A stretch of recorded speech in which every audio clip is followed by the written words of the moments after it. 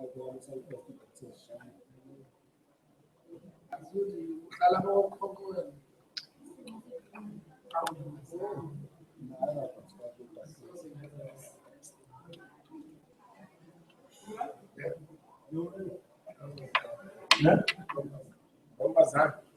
a Pritchett.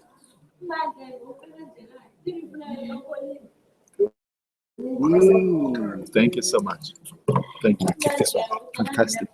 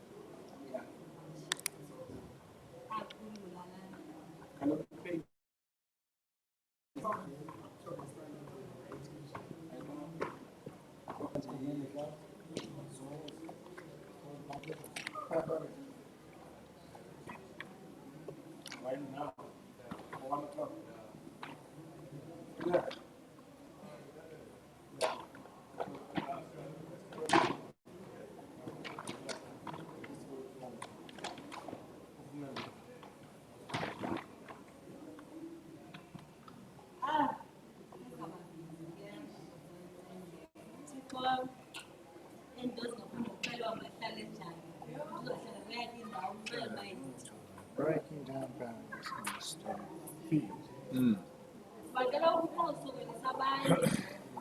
She did that presentation before. She did the Oh, right. before someone else. So I can obviously get the sounds from Lip syncing. She probably won't say exactly the same. just straight to the.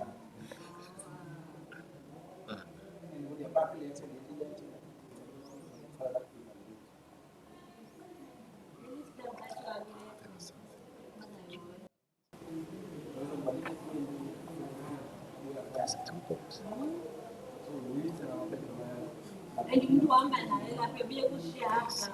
Finding out what all the buttons do. It's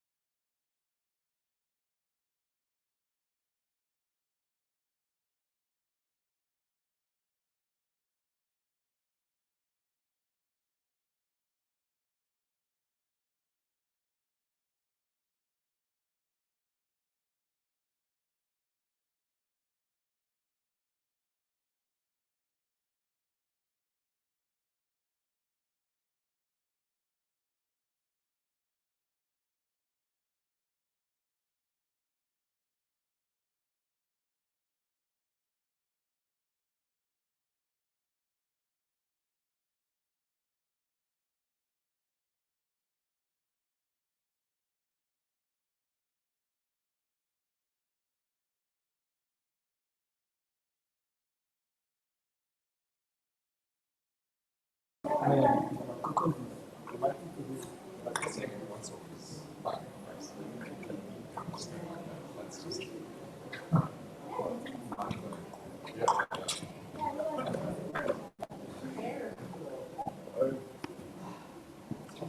not sunset.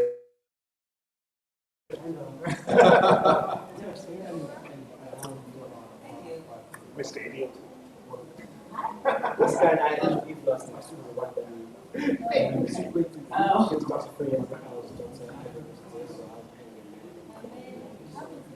So who was it was the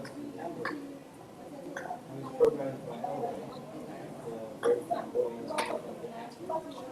But me is persuaded.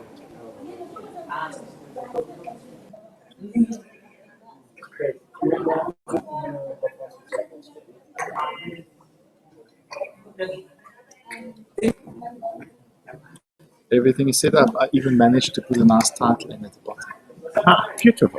It's all around. Yeah, it's whenever I have a little bit more time before I can set up things. And yesterday, the other wrong. I checked it, the sound is fine. Was it yesterday, Robert? How many years have you? 2 days ago.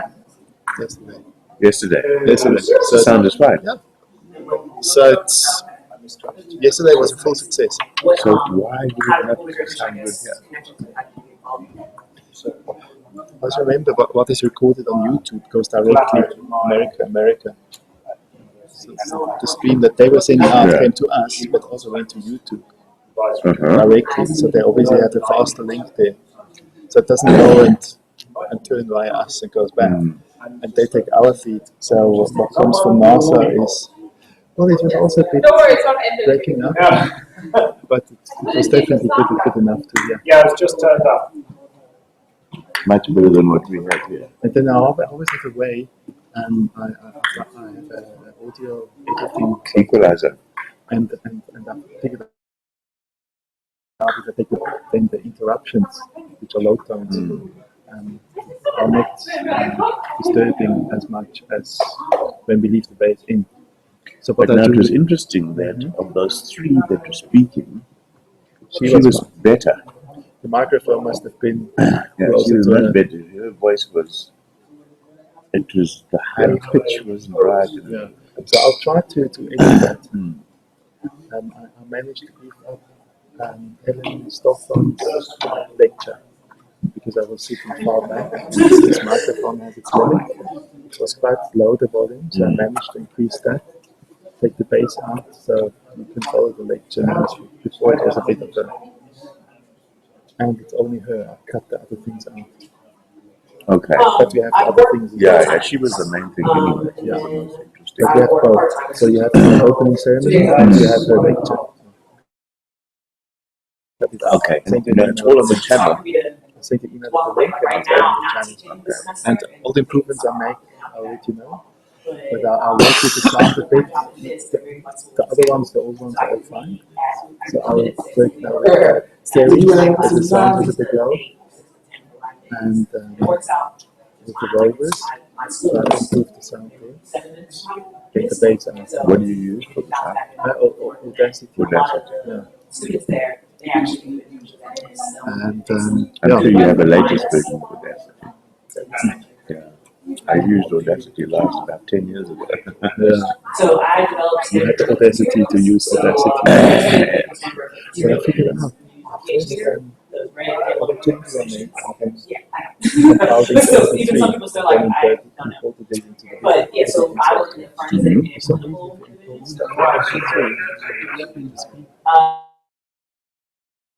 used to care. so first, like, waste of time there. Then it's okay, let's just output it as a wavelength file. Okay. And then it was fine again, it was perfect lip sync. But when I compiled it, Does it affect the file size? no, at the end they're not. At the end, the video editing software compiled into PCM again, so it's fine. I have to say, NASA sent me some videos. That's a pretty. Switch. that I'd like to put on the channel as well. Yes, Can you help us with that? absolutely. Wage caliber, exactly. And so we have to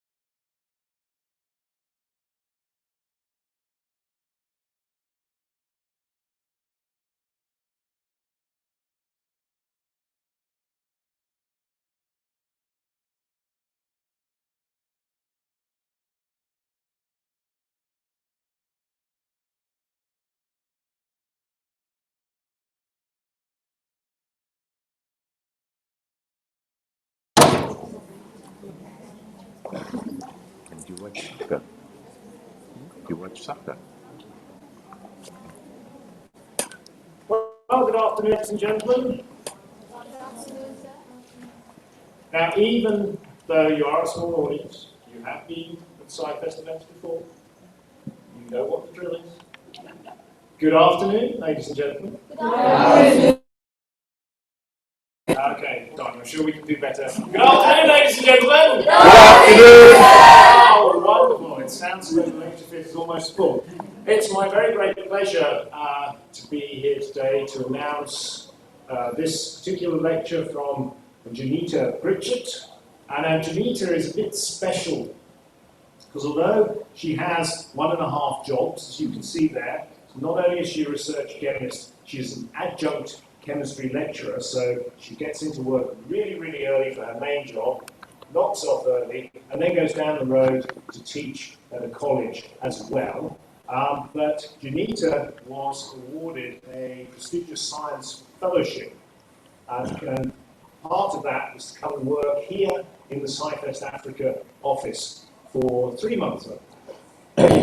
So you may have seen Jeanita around in actually the Scifest uniform, especially if you're a murder or something like that. And so she has been working like a busy bee in the background, but now is her moment in the spotlight. And I would like to ask Jeanita to tell us all about breaking down barriers in the STEM field. Thank you.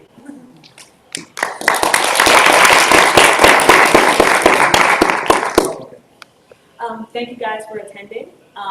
First, I would like to obviously thank Scifest for welcoming me into their team and allowing me to be a part of such a major event. I've seen some of you guys at different places around Scifest or at Rhodes where I gave another presentation, and it's just been an amazing experience thus far. Okay? So what I really want to talk to you guys today is about, really when I say this term barriers, I'm talking more about the mental barriers that people put on themselves when it comes to thinking if they can obtain a career in a science or engineering or math field, okay? So pretty much I'm gonna give you a background, tell you some of the things I chose to do to get to the position I'm at now, and then some of the different ways I've utilized having a degree in science. Obviously, I speak a little fast, so if I go too fast, somebody raise your hand and say, hey, I didn't get that, okay? Good deal? You didn't get that? All right, so again, mentally, a lot of people look at and listen or hear about a STEM job, and immediately they get scared. They're like, oh, there's no way I can do that.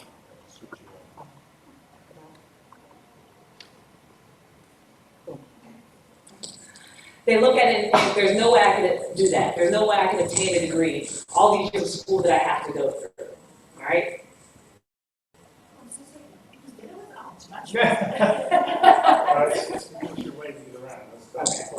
Well, maybe I'll just use this then, so that we can do it. Yeah, that's fine. Can we go on to this mic, please? And the earring now.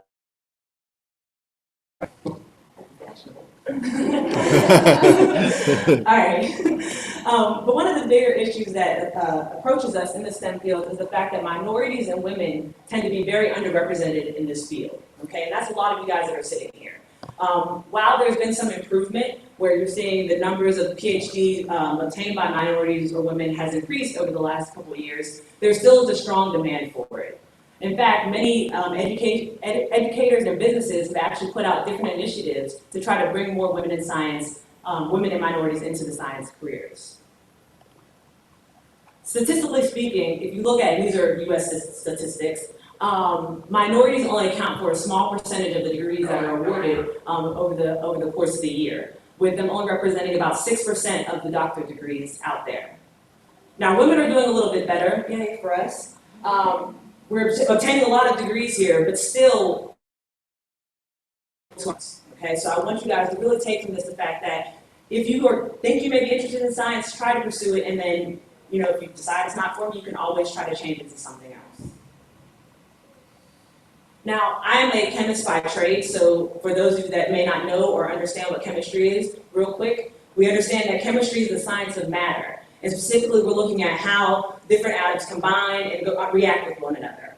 So the fact that it's the science of matter means it's involved in pretty much everything, because matter is all around us. The biggest thing people always ask is, well, if I get a degree in science, what can I do with it, right? How many of you guys ever thought, I can't do anything with science? Or you may think, the only thing I can do with science is to sit in a lab. Like, you ever thought that? Yes, no, I think so. All right. Well, there's a lot of places that you can actually apply a degree in science. And I've listed a few. And throughout my talk, you'll see some of the places that I've been able to apply it. Which is my main job, where you're working in a clinical field or a forensic field, getting some hands-on laboratory experience. You could also work in the development side, where maybe you're coming up with the next big product or next big thing. You could do marketing or sales. Maybe you want to sell the equipment that people are making or sell the drugs that people are making. Academics, that's huge because most people are impacted the most by the teacher that they've received. Every person in this room had to pass through a teacher to get to where you're at right now. And having quality teachers out there that are interested and passionate about a subject really enhances the learning environment for students. And then obviously you'll work for government agencies or even do other things like advising or consulting. So there's a large array of opportunities out there for you all. The biggest question people want to know is, okay, if I get this degree, what can I make? Right? Everyone, it really boils down to some money. So again, US data. You have a bachelor up to a PhD, you can go between 73 to 100 six-figure salary with your degree. And obviously there's room for advancement within any of those positions. Okay? Not saying that if you get one of these degrees, you're going to come out making that amount, but you have the potential to earn that amount. Okay?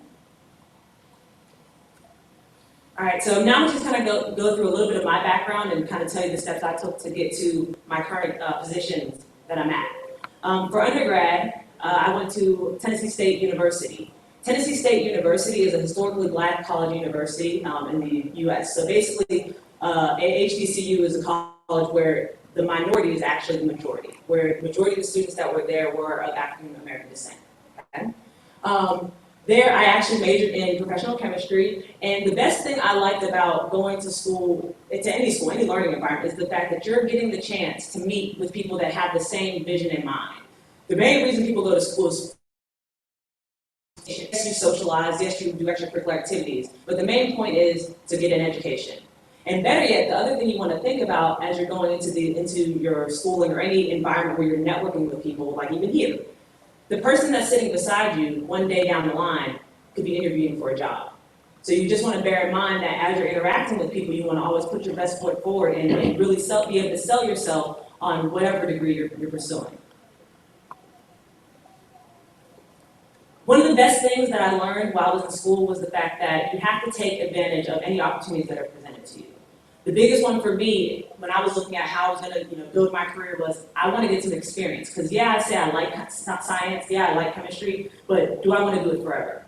Do I really want to go into a lab or go anywhere and do this forever? So the beauty about doing an internship is that it allows you to get the hands-on experience that you need. You also get to meet a large number of people and start building that network of people. And you get the communication skills, because oftentimes you're asked to give a report or some type of presentation. Me in particular, I participated in the MARC program, which is a Minority Access to Research and Careers. And this allowed me to go to 4 different institutions to get for a variety of experience of things. So I worked one time in an inorganic lab, another time in an analytical lab. So I really got to pick and choose. I really don't like that. It was fun, but I don't really want to do it, okay? So I would definitely suggest even the younger kids, start looking for places that you can actually get some hands-on experience. Where can you, if you want to be a doctor, start volunteering at a hospital, just so you can see if in fact you really want, because I'm going to tell you this, TV makes everything look great. It makes everything look awesome. But when you actually have to go do it for 8 to 9 hours a day, you got to really understand what your duties would be. Okay? So moving forward, I finished my bachelor's, and I actually went to a program that allowed me to go straight from my bachelor's to a PhD. I know a lot of schools here, I think you typically have to go through your varsity, honors, master's, PhD. But a lot of schools back home actually give you the option to go straight bachelor's to PhD without having to get a master's. So I chose that as an option. And really, I think the reason they do it like that is because they want to know that you're committed to getting this degree, but not, they necessarily don't encourage you to just be like, oh, I quit because it's not working, because if you quit, you won't get any degree. not even a master's. So that's kind of the backstory to that. But while I was in school, I majored in analytical chemistry with a concentration in forensic science. And again, now I just kind of looked for things that allowed me to really explore what I was interested in. I loved watching the CSI shows and how do they, not how to get away with murder, that's now. But I love watching those shows. So I really wanted to understand what in forensics lab. I also took that as an opportunity to actually do some mentoring. I started, my passion for getting more people involved into science has been always there. So I served as a mentor for Women in Science and Engineering, or the WISE program, and I was able to basically help people pick classes and find opportunities for themselves to, again, promote a well-rounded career. Again, still here, we got to work on our scientific communication skills, allowing me to do a number of presentations at national and international conferences, and then also being able to conduct my own research. My research whenever I was in school for my PhD focused mainly on understanding different diseases that affect the vision. So I looked at glaucoma, diabetic retinopathy, and we were using in vivo or rat models to kind of test these theories. But after all that, the blood, sweat, tears, and everything else, I finally finished my degree in 2010. So I was extremely ecstatic. Getting a degree is great, but after you get a degree, what's next? You want to get a job, right? Another big misconception that people have is the fact that, oh, I get this degree, I'm going to have 50 jobs waiting for me because I now have this beautiful degree. Well, if only that was the case. One thing you want to remember is that not only did you get the degree, but you're competing with others that have got this degree. So you have to be able to, number one, go out and look for these jobs that you're interested in, but then number two, be able to have something that sets you apart from your counterpart. Have you had that experience? Have you actually gone out and volunteered or got that hands-on interaction with people? So it took me some time to find a job, but I was able to actually find a job doing not research, but teaching, which is another passion I had. So moving forward, I actually started teaching first in Chicago. That's where I did my PhD, at Chicago State University.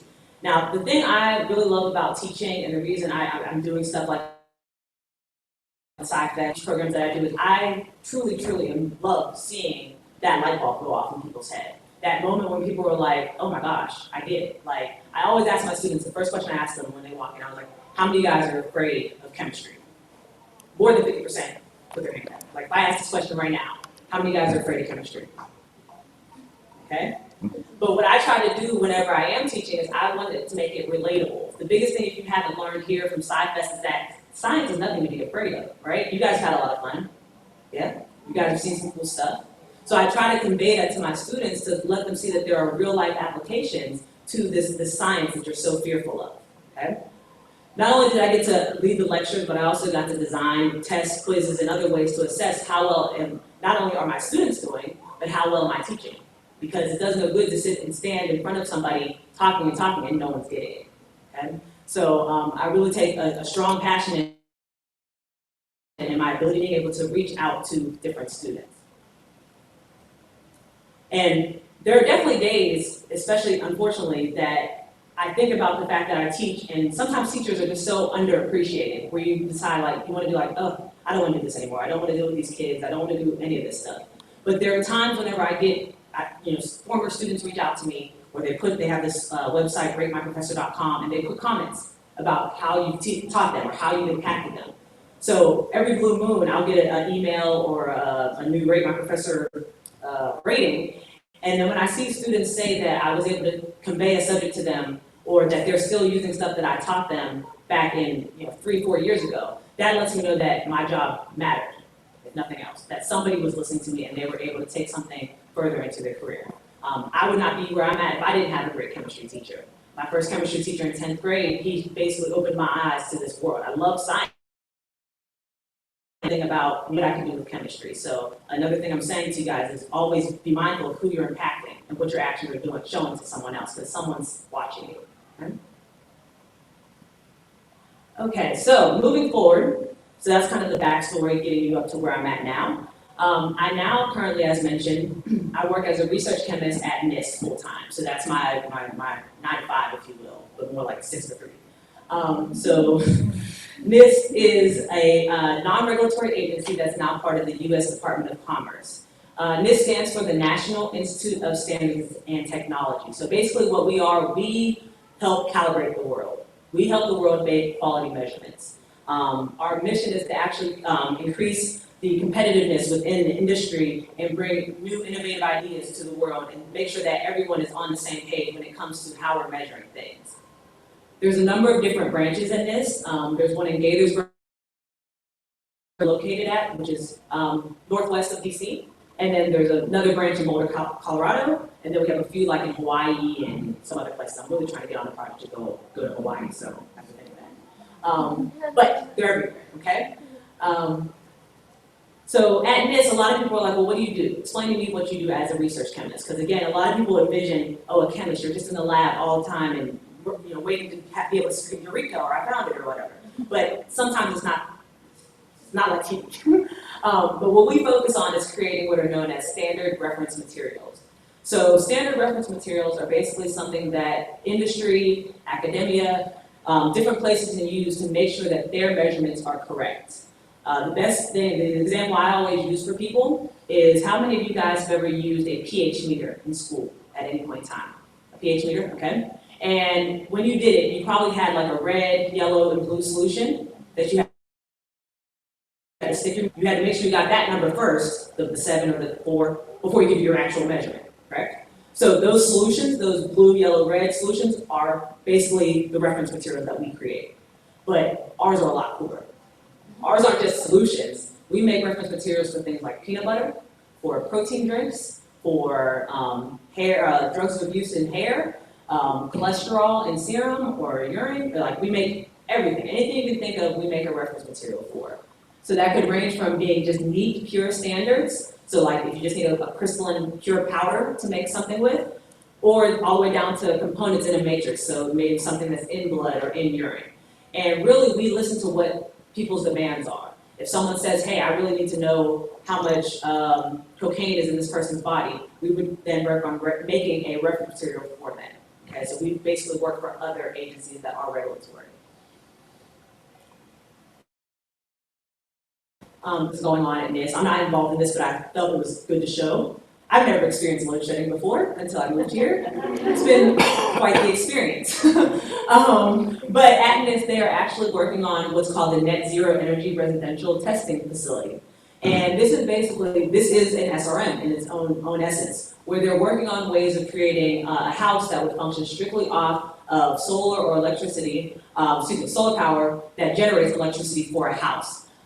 This is actually proven to be very successful. They were able to create this house that was to simulate 4 people living in there with running water and everything else. And what they were able to do was create a house that was able to not only eliminate the need to pay an electricity bill, but actually be able to generate enough to be fed back into the grid for other people to use. So I thought this was just a cool thing to show because, I mean, one day this technology could be implemented across the world where we're now able to rely more on solar. I offered to let, if they wanted to not have the virtual experience, I would live there for them, but they didn't. They were okay with it. All right, so moving into some of the research I do, and I'm just going to kind of give like an overview of some of the topics. And people have these preconceived notions of what you can do with science. So I want to just kind of touch on some of the innovative stuff that I've done since I've been at NIST. Again, remember, I'm a forensics person. Big thing people think when they think forensics is the CSI shows. How many guys do I see like CSI? Yeah. But what happens on a CSI show? You have a dead body, right? One person runs in, finds dead body, collects samples, runs to the lab, analyzes samples, runs to court, gives a report on these, and then prosecutes that person. All one person in one day. Actually, in an hour. Again, not the case. Okay, there are several parts. People fit in the true trail or how evidence is preserved or analyzed, okay? So what I do is I actually help come up with ways to ensure that their measurements are working properly. The people that are in the lab, I make sure that whatever they're putting out is a proper number. So one of the first things that I worked on when I got there was looking at how different cosmetic treatments affected the stability of drugs in hair. And you may be wondering, well, why do we care about that? Well, drug hair testing is used a lot of times to decide if someone's going to get a job, or if you're going to try to prosecute somebody. So you have to be able to tell that if I'm getting a number associated with it, that it's not due to something else. It's actually due to you using a drug. Or are they trying to mask the fact that they used the drug, right? So just kind of do a general scheme. People take drugs. The drug gets incorporated to the hair through the bloodstream, into the follicle. And once it's there, it's typically there unless you alter your hair some way. So what then happens is the sample is collected. We use GCMS, or gas chromatography, mass spectrometry. And then we're able to actually input or get what's called a chromatogram out, which correlates to different molecules that you're looking at. Not going too deep into it, but just if we look to the far left, the bar graph, you can see that certain cosmetic treatments, in particular this is for when people are using perms or relaxers, actually decrease the amount of drugs that are still present after the treatment, after you got your hair done. So that's important because you now may have someone that's actually, getting under the radar. So we have to get this information out to the community, to the forensic side, for societies, to let them know that this is something they need to bear in mind when they're collecting or assigning a number to things. Another project that I worked on while I was there, or not while I was there, while I have been there, is detecting energetics or explosives in the soil. As we know, there's a lot of terrorist attacks, there's a lot of wars, there's explosives are being used. One thing you have to make sure is if an explosion has occurred, that none of that that explosive material still remains. So we actually had to come up with faster tests to be able to analyze what's found still or what remains in soil, and then try to figure out ways that we can actually remedy it. How can we get those explosives out of the soil? Another project I worked on, and you're gonna see I do a lot of different stuff. We actually worked on validating how well surface methamphetamine kits work. So I actually just heard on the radio, somewhere on the news, even here, there's a big methamphetamine problem where people are actually just making these at-home labs and something blowing up, and then putting out this toxic drug. So there's a lot of commercial kits available that are used to try to see if, in fact, a room or area was used to produce methamphetamine. Well, again, the only way you could verify that that number is correct is if you had verified that they're reading properly. So we had to figure out how sensitive these were. Well, what interferences could give a false or negative response. And then also, again, we're always trying to stay ahead of the game. We've actually started looking at the ability to use an inkjet printer, like a big printer, as a means to create drug standards that can be single use. So basically what we do here is we can make a solution of drugs and put it here, and then just like an inkjet printer prints ink onto a piece of paper, this can actually deposit drugs right onto whatever surface you have. So what we did was we put over 60,000 drops onto this one little spot, which now represents a small amount or a tiny amount of trace drugs. So I think this is methamphetamine here as well. And so the beauty of this, like a lot of the drug agencies are loving this, because you can now make these single-use drugs that you can now pop out and put into your instrument. So again, calibrate your materials. This will be more beneficial than just buying something straight out, because again, it's single use and it actually eliminates the possibility of contamination since you're just taking that one spot. Other things that we're working on in this, again, forensics related, is actually creating training aids for dogs. You would never think that, a dog needs to be trained, but again, if a dog is sniffing for cocaine or explosion, you have to know that he's doing it properly. So we actually, one of my collaborators has worked on making a little chip that's like this big that has drugs or explosives infused in them. The beauty of this is now you have this inert or non-explosive piece that you can use to train, because dogs have such sensitive noses. And it basically takes away that hazardous part for the job and allows for continuous release of this material without actually harming anybody. Stuff. Now I'm literally only scratching the surface of the different things that are available. And then last but not least, another thing we're working on in this is actually creating breathalyzers for detecting marijuana or cannabinoid use. There's a big need here, especially with they've recently passed a lot of laws where it's becoming legal now to have certain amounts of marijuana, but they have to have a way to say, how are you driving under the influence? So we're actually, when I get back, this is the first project I'm working on, trying to develop a breathalyzer that can detect immediately if someone's been smoking.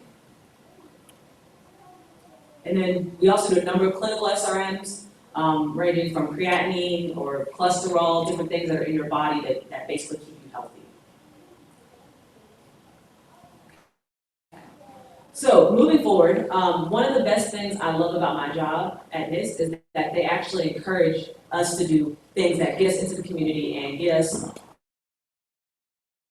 about science. So the opportunity for the Embassy Science Fellowship Program came across my email about this time last year. And literally when I saw it, I ran to my boss and was like, look, I'm passionate about this, what I want to do. This is, what I thrive off of.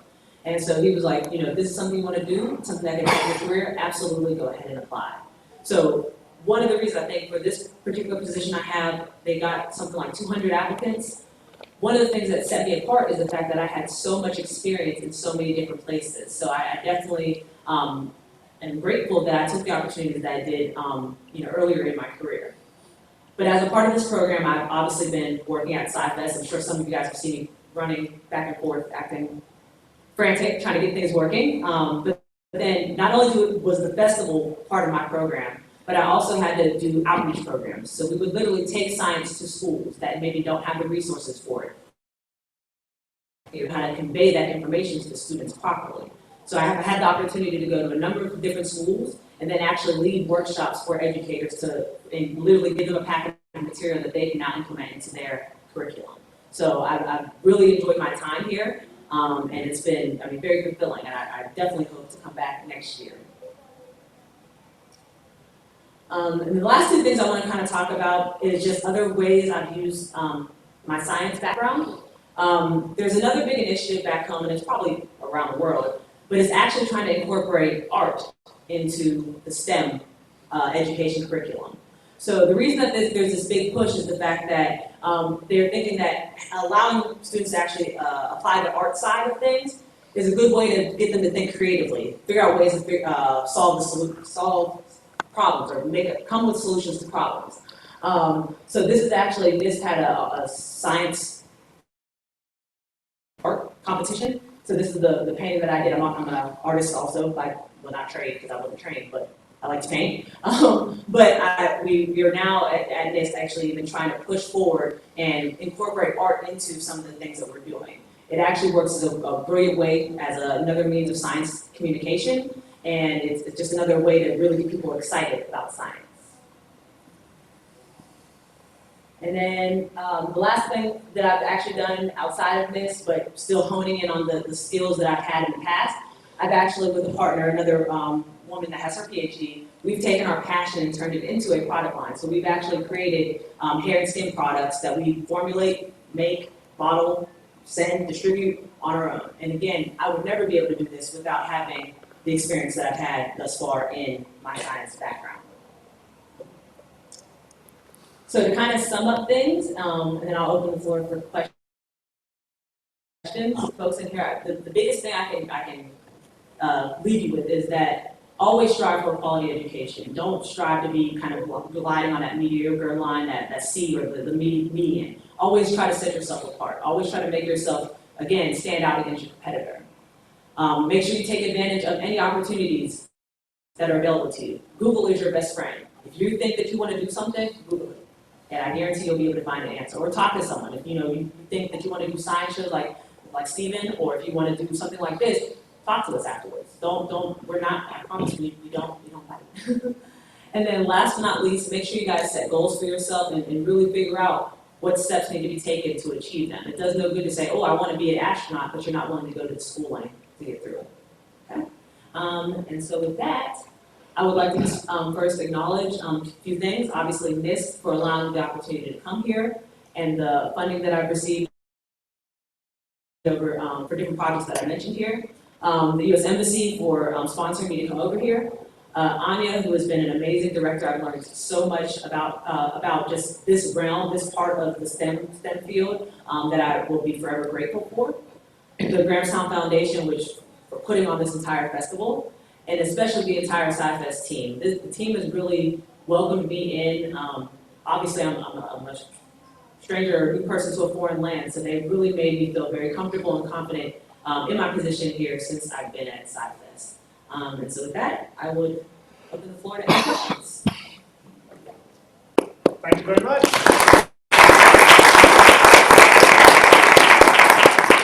So one thing I would pick up on there, I wouldn't worry too much about getting to Hawaii. Boulder, Colorado is a really neat place to be. No, it's not. It's not. I spent to NIST in Boulder for some of that time, so I can assure you it is a really cool place to be. Anyway, the floor is now open. I hope you've had a little chance to collect your thoughts, and Jeanita will take questions. Just in your the hair testing that you do, is there a difference in whether you take the sample from the tip of the hair or right at the top you show a picture of? Yeah, so that was just because it was a guy with short hair. And what kind of chemicals would you retain in your hair? So pretty much, once if a drug gets incorporated into your hair, it's there. Now, Any drug? For the most part, some drugs have a quicker half-life, so they don't have the time to actually deposit into your hair. But for the most part, your big drugs like your THC, cocaine, some of their metabolites, they're there. And so there's that have shown hair collected from mummies from way back in the day. You can still detect cocaine in there.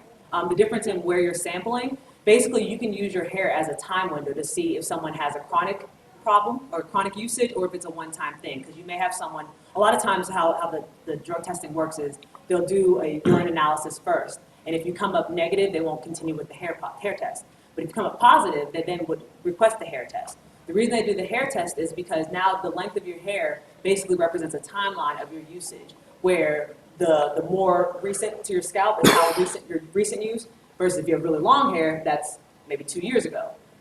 Typically, the hair grows about 1 centimeter per month, and so they then will literally cut the hair in segments, and they can make a graph of what your usage has been. So yeah, people don't realize that it's there. Once it's in there, it's there. So a lot of times, a lot of companies or a lot of drug testing, they may, especially if you really only have long hair in your last 6 months, so they would only analyze the part closest to the follicle. Because it doesn't work with extensions. No.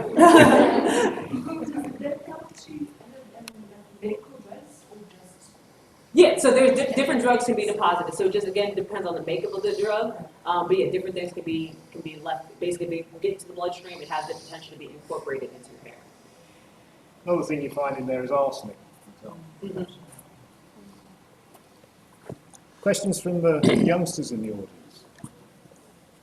Anyone want to go into STEM or STEAM?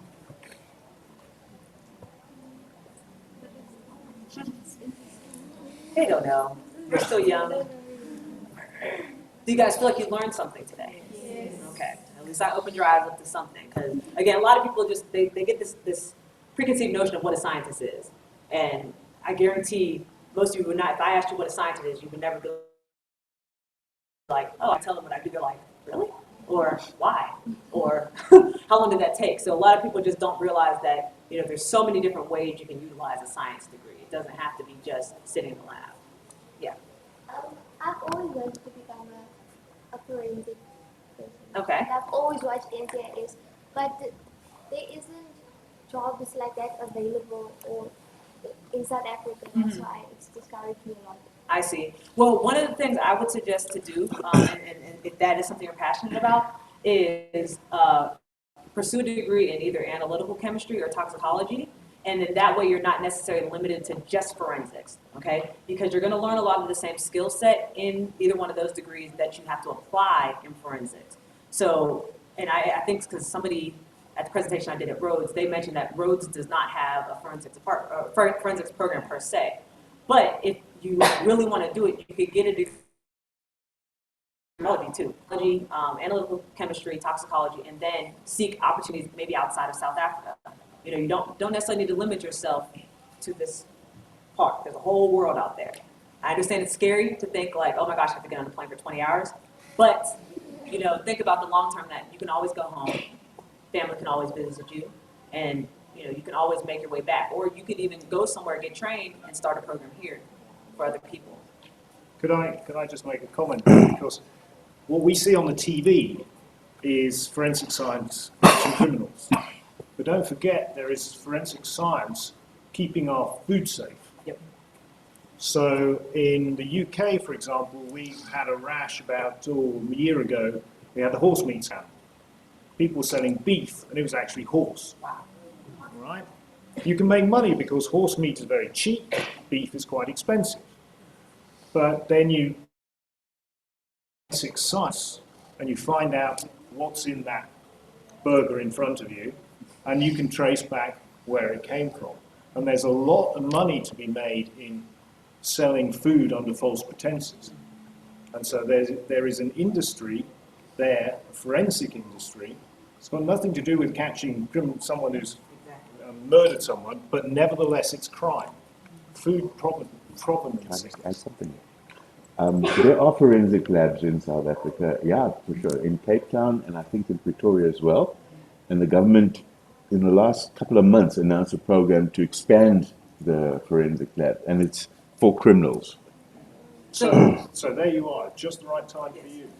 So Google, go sit home, type in search words, forensics South Africa, or forensic programs for, well, I don't know what grade you are in, but like internships for forensics. Like just play around with keywords and much is out there. Like a lot of the internships that I did, I literally just sat down and just typed and then emailed the person and said, you know, I'm never fearful of contacting someone. So I emailed them like, hey, do you have a position open? I really want to get some experience. And a lot of times people are very, very receptive to that. Oh, yes, thank you. Yes. Okay. So she's referring to, she actually attended a talk I gave at Rhodes 2-3 weeks ago, maybe. And one of the questions somebody asked, what else am I passionate about outside of science? And I'd let them know I'm an avid sports fan, and I play a lot of sports. And basically time management is essential in anything you do. But for me, I make sure that I don't overwhelm myself, but I still allot enough time to be able to do whatever I'm doing and do it well. I never try to spread myself thin. With my calendar, that I'll plug stuff in and then just kind of balance things out. Just like Stephen mentioned, I purposely go to work early just so that I can do my second job as a teacher.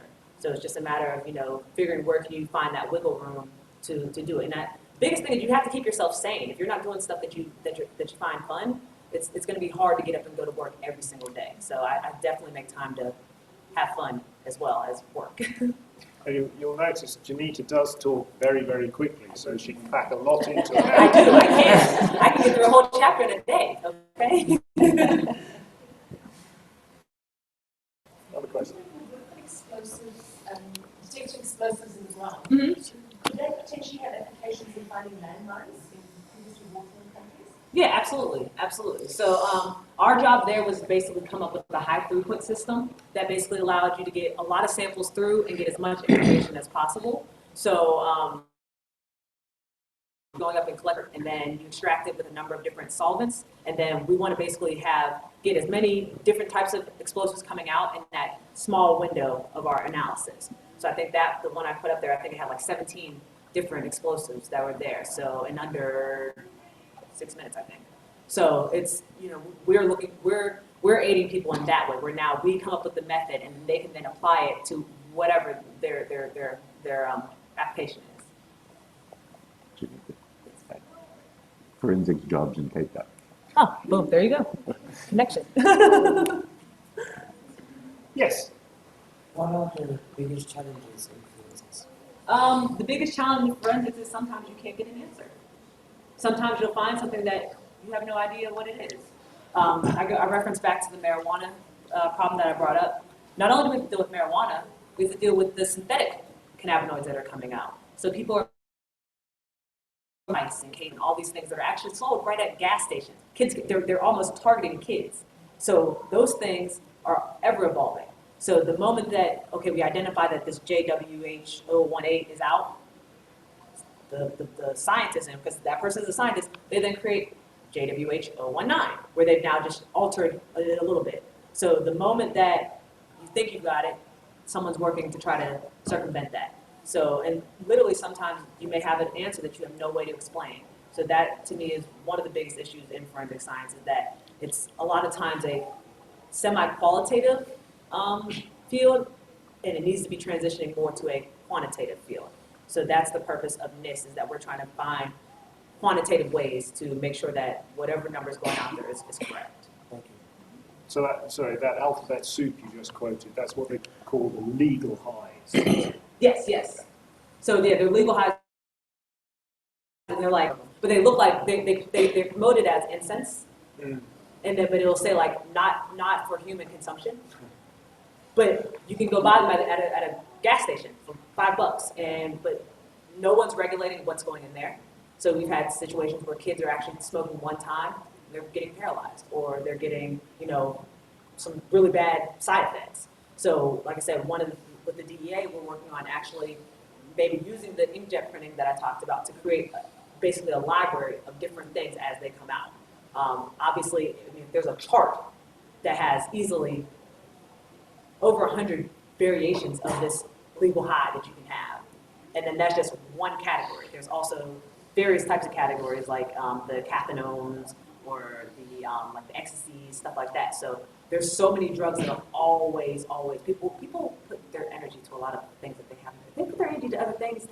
Awesome scientists. They put them to, illegal activities. So, Has the TV series Breaking Bad made yes. it here?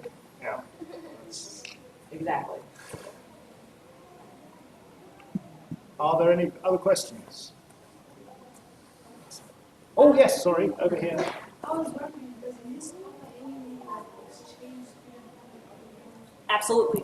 NIST has a wonderful program where they encourage bringing as many people into NIST as possible. If you go onto our website, nist.gov, NIST.gov, and type in foreign researcher, they actually have a whole program developed to bring international students in at different levels. You can come in as an undergrad, as a postdoc, as a guest researcher, and for different lengths of time. So they absolutely have opportunity. Another thing, there are other agencies, even in South Africa, that are similar to NIST. So there's the NMI, which is a National Metrology Institute in Pretoria, that we actually collaborate with. So it may be good to talk to them first, and then it would be a really easy transition from the NMI here into NIST.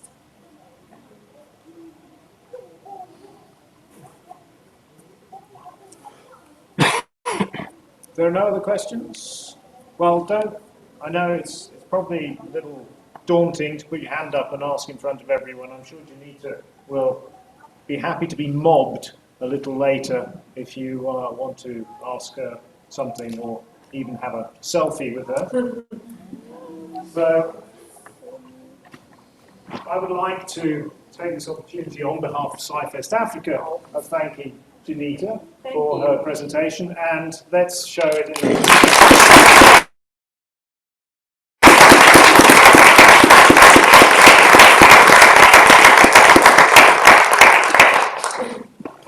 But yeah, if you see me running around, because I'm only in Grahamstown for another couple of days, and then I'm going back home. one thing I forgot But to do. definitely. Sorry. No, go ahead. One thing I